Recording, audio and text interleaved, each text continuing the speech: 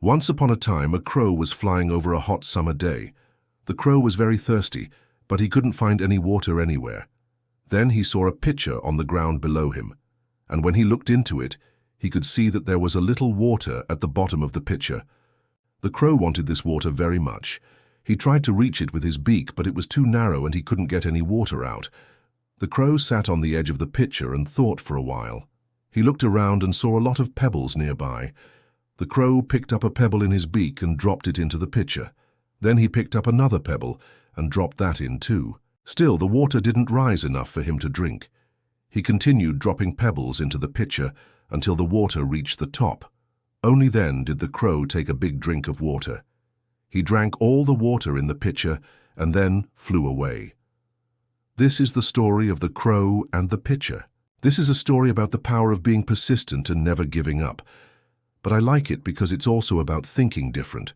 When the crow found the pitcher, he just assumed that he needed to use his beak to get the water out.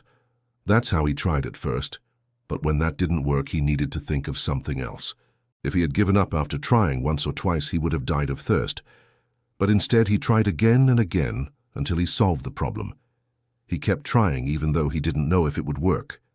And in the end, it did. A lot of people give up way too soon. They don't keep trying to solve the problem. They just choose to feel sorry for themselves. But the truth is, we can learn something from the crow. Sometimes we need to try lots of different ways to solve a problem, especially if we're dealing with something difficult.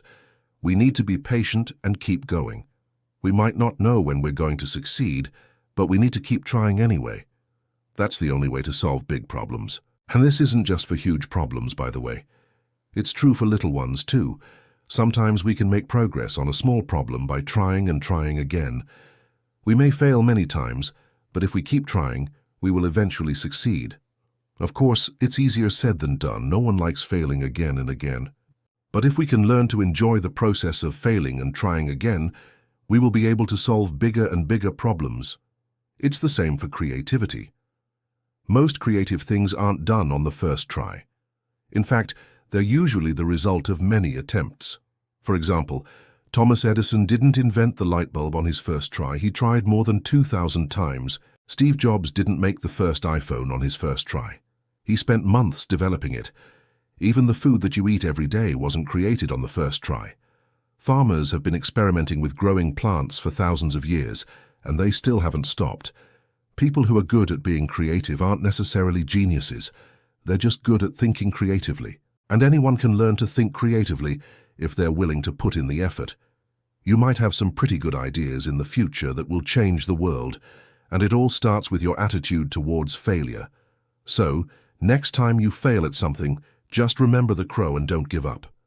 Keep trying until you succeed, and if you don't succeed, try again. Okay, so what's the moral of this story?